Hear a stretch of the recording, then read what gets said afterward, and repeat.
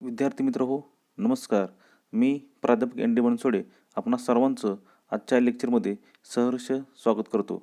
आज आपण कॉममध्ये असणारा जो advanced accountancy financial management paper 6 autonomous कॉलेजसाठी, पेपर 7 इतर कॉलेजसाठी जो आहे या सब्जेक्टचं आज आपण काय करणार आहोत, तर MCQ जे प्रॅक्टिस क्वेश्चन्स आहेत याची आज आपण प्रॅक्टिस घेणार आहोत. तर हे प्रश्न जे आहेत हे तुमच्या येणाऱ्या एक्झामसाठी कदाचित महत्त्वाचे असू शकतात. त्याकरता आपण सर्वांनी लक्षपूर्वक हा व्हिडिओ आपण बघायचा आहे. ओके, शेवटपर्यंत हा व्हिडिओ बघणं गरजेचं आहे, तरच आपल्याला जास्तीत जास्त MCQ टाईपचे क्वेश्चन्स हे समजून येतील. तर चला तर मग आपण आता वन बाय वन MCQ टाईपचे क्वेश्चन्स आता आपण पाहूया. ओके, तर बघा, पहिला प्रश्न आहे, what is the primary goal of financial management? आणि त्याचे जे ऑप्शन आहेत, to minimise the risk, to maximise the return, to maximise the owner's wealth, then D to raise profit. Okay, तर याचं उत्तर काय असू शकेल? तर लक्षात घ्या, कोणत्याही उद्योगाचा जो फायनान्शियल मॅनेजमेंटचा जो विषय आहे, जो भाग आहे, त्याचा प्राथमिक जो काही त्याचं प्राथमिक जे काही ध्येय आहे ते हे प्रॉफिट रेज करणं हाच उद्देश किंवा हेच ध्येय पहिलं असू शकतं. तर बघू आपण त्याचं उत्तर. बघा, तर त्याचं उत्तर आहे to raise profit, option number D. Okay, तर आपण पुढचा क्वेश्चन घेऊया. तर बघा, the concept of financial management is. Okay, option आहेत profit maximization, B option all features of obtaining and using financial resources of company operations, then C, organization of funds, then last, effective management of every company. Okay, तर ह्या financial मॅनेजमेंटचं जे काही concept आहे ती एकच आहे की व्यवसायाचं व्यवस्थापन हे परिणामकारक पद्धतीनं झालं पाहिजे आहे. ओके, तर ते आहे ऑप्शन डी उत्तर असू शकतं. तर ते आहे इफेक्टिव्ह मॅनेजमेंट. चला तर मग आपण उत्तर बघूया. बघा, तर ॲन्सर आहे D, effective management of every company. Okay, then next one, the finance manager is accountable for. Okay, बघा, फायनान्सचे जो व्यवस्थापक आहे तो कशाशी संबंधित असतो? तर बघा, number 1, earning capital assets of the company, effective management of a fund, then arrangement of financial resources, then last one, proper utilization of funds. Okay, तर फायनान्शियल मॅनेजर जो आहे तो अकाउंटेबल कोणासाठी असतो? तर त्याचं उत्तर जे आहे ते आहे arrangement of financial resources. Okay, याचं लक्षात घ्या, आपल्याला बऱ्याच वेळा हे जे काही मल्टिपल चॉईस असतात ते बऱ्यापैकी आपल्याला सारखेच वाटतात. ओके, त्यामुळं आपल्या मनामध्ये एक संभ्रम निर्माण होत असतो. त्यामुळे आपल्याला प्रश्न वाचणं अतिशय गरजेचं आहे. तर या ठिकाणी financial manager is accountable for हा शब्द आल्यामुळं आपल्याला तो जो आहे फायनान्शियल मॅनेजर हा तो अरेंजमेंट ऑफ फायनान्शियल रिसोर्सेस त्याच्यासाठी तो अकाउंटेबल असतो. म्हणून त्याचं उत्तर जे आहे हे सी ऑप्शन असणार आहे. ओके, तर चला मग उत्तर काय बघू आपण. तर बघा, तर ॲन्सर आहे C, arrangement of financial resources. त्यानंतर number 4, the capital budget is associated with. Okay, तर बघा, कॅपिटल बजेट कशाशी संबंधित आहे? तर long term and short term assets, then fixed assets, then long term assets, then short term assets. तर लक्षात घ्या की कॅपिटल बजेटचा जो विषय आहे तो साधारणपणे किंवा हा जो काय कन्सेप्ट आहे तो कन्सेप्ट आपल्याला व्यवसायामध्ये एक चिरंतन काळ अशा पद्धतीचा ॲसेट्स आपल्याला बघावे लागतात. त्यासाठी याचं उत्तर जे आहे ते लॉंग टर्म ॲसेट्स हेच असणार आहे. तर आपण बघूया त्याचं उत्तर काय आहे. तर बघा, तर ॲन्सर आहे C, long term asset. Okay, त्यानंतर number 5 question, what does financial leverage measured. Okay, आता फायनान्शियल लिव्हरेज जे आहे ही कशाच्या माध्यमातून किंवा कोणत्या घटकाच्या माध्यमातून मोजली जाऊ शकते. बघा, तर ऑप्शन्स दिलेले आहेत. No change in EBT and EPS, then the sensibility of EBIT with percentage change with respect to output. Then number C, the sensibility of EPS with percentage change in EBIT level.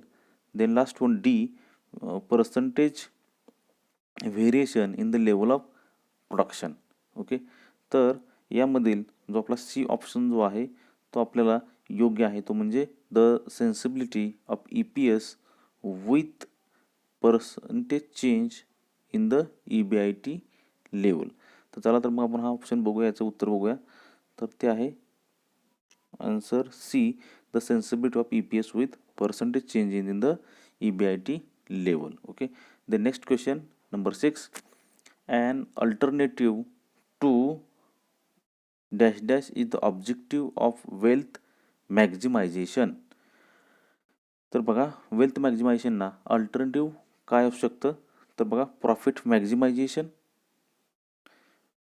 Market maximization, quality maximization and profit maximization. Okay, पहिला option जो आहे तो profit minimisation आहे. Okay, तर ए आहे profit maximization, B आहे market maximization, C आहे quality maximization and D is profit maximization. Okay, तर वेल्थ मॅक्झिमायझेशनच्या साठी अल्टरनेटिव्ह जे आहे हे फायनान्शियल मॅनेजमेंटमध्ये ते आहे प्रॉफिट मॅक्झिमायझेशन. ओके, ज्यावेळेस आपण फायनान्शियल मॅनेजमेंटचा अभ्यास करायला सुरुवात करतो त्या डेफिनेशन्समध्ये आपल्याला या दोन बाबी प्रॉफिट मॅक्झिमायझेशन आणि वेल्थ मॅक्झिमायझेशन हे फंक्शन्समध्ये आपल्याला पाहिलं आहे. ओके, तर ते उत्तर बघूया, तर ते आहे profit maximization. Okay, next number question number 7, who may administer the credit policy of a firm. Okay, तर लक्षात घ्या, एखाद्या उद्योगाची व्यवसायाची जी क्रेडिट पॉलिसी आहे ती कोण तयार करतं, तर बघा ऑप्शन आहेत A HR manager, B admin manager, C financial manager and D is investment manager. आता लक्षात घ्या, तर आपला हा फायनान्शियल मॅनेजमेंट हा सब्जेक्ट असल्यामुळं आपल्या लक्षात यायला पाहिजे की याच्यामध्ये जे प्रश्न विचारले जाऊ शकतात ते आपल्या विषयाच्या संबंधित असू शकतात. मात्र आपल्या क्वेश्चनच्या माध्यमातून सुद्धा आपल्याला लक्षात यायला पाहिजे की एखाद्या कंपनीची ही जी काही क्रेडिट पॉलिसी आहे ही तयार करण्याचं काम हे वित्तीय व्यवस्थापकाकडेच असतं. तर ते काय असणार आहे, उत्तर असणार आहे C, that is financial manager. तर आपण ते उत्तर बघूया, सी फायनान्शियल मॅनेजर.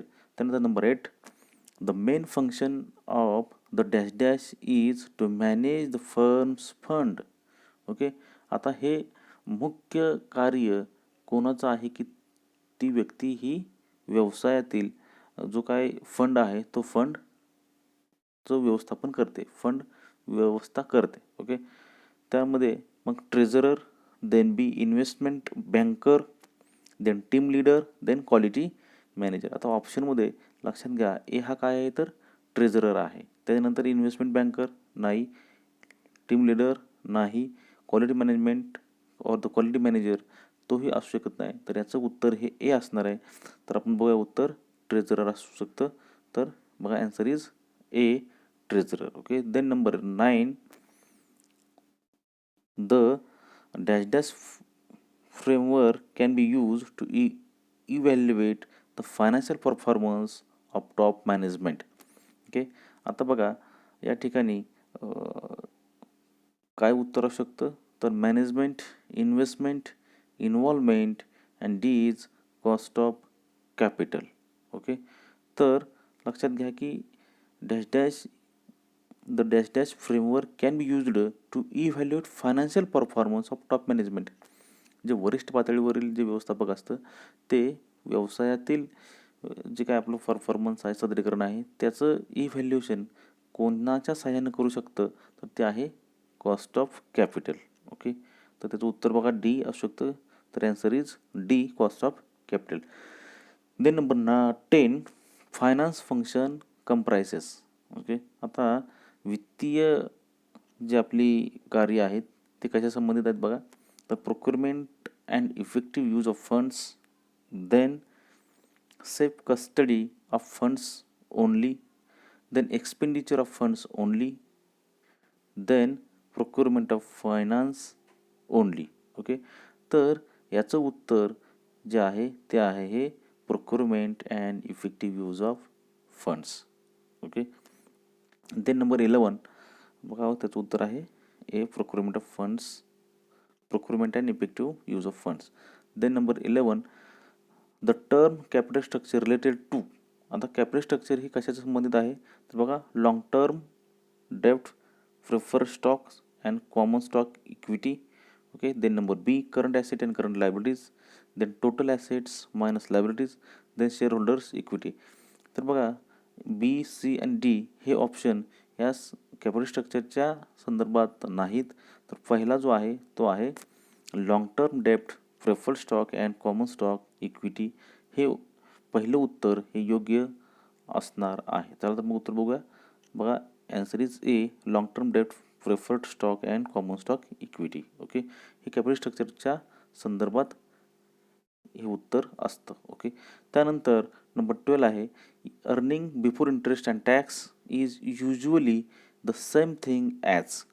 ओके, हे जे earning before interest and tax जे आहे ही जी काय संज्ञा आहे कशाच्या संबंधात ही समान असू शकते किंवा सारखे आहे, सेम आहे. तर बघा, funds provided by operations, net income, then operating profit, then earning before taxes. तर लक्षात घ्या, EBIT is usually the same thing as operating profit. तर चला तर मग त्याचं उत्तर बघू आपण. Okay, answer is C operating profit. त्यानंतर number 13 retained earnings are dash dash. Okay, आता रिटर्न अर्निंग नेमकं काय असतं तर तो संचित नफा असतो. तो आपण बघूया काय. बघा, ॲन्सर इज ऑप्शन दिलेले आहेत त्यांनी. And indication of a company's liquidity नाही. त्यानंतर B not important when determining dividends नाही, याचाही संबंध हे चुकीचं आहे. त्यानंतर the cumulative earning of the company after dividend. Okay, हे उत्तर अगदी अचूक आहे. तर त्यानंतर ऑप्शन डी काय बघूया, तर the same as cash in the bank. Okay, याचाही जास्त आपला संबंध येत नाही. ओके, जेवढी कॅश बँकेमध्ये आहे तेवढं रिटर्न अर्निंग असतं, असं याचा आपल्याला काही जास्त संबंध येत नाही. तर ऑप्शन नंबर सी जो आहे तर तो रिटर्न अर्निंग नेमकं काय असतं तर cumulative earning of the company after dividends. Okay, आपण जो डिव्हिडंड दिल्यानंतरचा जो काही शिल्लकीचा भाग आहे, शिल्लक राहिलेली रक्कम आहे, ओके, ती रक्कम आपण काही प्रमाणामध्ये रिटर्न अर्निंगमध्ये घेऊ शकतो. आणि ती बऱ्याच कंपन्या ह्या रिटर्न अर्निंगमध्ये ही संचित नफा हा आपण त्या ठिकाणी ठेवत असतो. ओके, त्यानंतर बघा नंबर 14 बघा, त्याचं उत्तर जे आहे तर C the cumulative earning of company after dividends. Then number 14 which of the following is true for net income approach. Okay, आता नेट इन्कम ॲप्रोचच्या नेट इन्कम ॲप्रोच जे आहे त्याच्या संदर्भात कोणते वाक्य हे बरोबर आहे या ठिकाणी बघूया आपण. ओके, तर बघा, higher dept decreases value of the firm, then higher डेप्ट is better, then lower dept increases weighted average cost of capital, then number D all of the above. Okay, तर याचं जे उत्तर आहे, याचं जे काही योग्य अशा पद्धतीचं जे काही कन्सेप्ट आहे, जो दृष्टिकोन आहे तो आहे हायर डेप्ट इज बेटर. ओके, तर याचं उत्तर बघू आपण. ओके, तर B, answer is B, higher डेप्ट is better. Number 14 is over. Number 15 net income and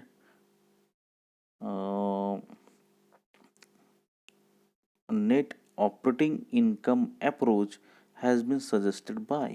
okay, हा जो काय दृष्टिकोन आहे कॅपिटल स्ट्रक्चरमध्ये ह्या दोन ज्या थेरीज आहेत कोणी मांडलेल्या आहेत तर बघा, FW टेलर हे व्यवस्थापनाशी संबंधित आहेत David Durand, okay, David Durand, Max Weber and Henry Fayol. I think A, C आणि डी हे जे आहेत हे व्यवस्थापनाशी संबंधित आहेत आणि डी जो आहे डेव्हिड ड्युरॉन्ड यांनी ही net income and net operating income approach ह्या थेरीज या कॅपिटल स्ट्रक्चरच्या माध्यमातून ह्या सजेस्ट केलेल्या आहेत. कॅपिटल स्ट्रक्चरमध्ये त्यांनी सजेस्ट केलेले आहेत. तर त्याचं उत्तर जे आहे हे डेव्हिड ड्युरॉन्ड असणार आहे. तर आता मग त्याचं उत्तर बघूया. बघा उत्तर असणार आहे answer is B, David Durand. Okay, तर आज आपण जवळजवळ 15 MCQ टाईपचे क्वेश्चन्स जे काही आपण प्रॅक्टिस पाहिलेली आहे आणि इतर जी काही प्रॅक्टिस आहे ते आपण पुढच्या लेक्चरमध्ये बघणार आहोत.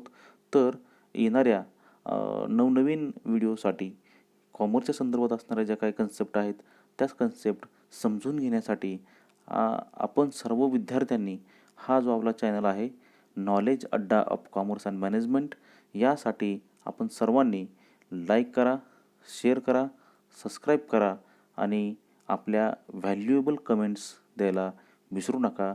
आपण हा व्हिडिओ पूर्णपणे पाहिल्याबद्दल, आपण MCQ टाईपचे क्वेश्चन्स जाणून घेतल्याबद्दल आपणा सर्वांचं या ठिकाणी धन्यवाद देतो, आभार मानतो आणि शुभेच्छा देतो.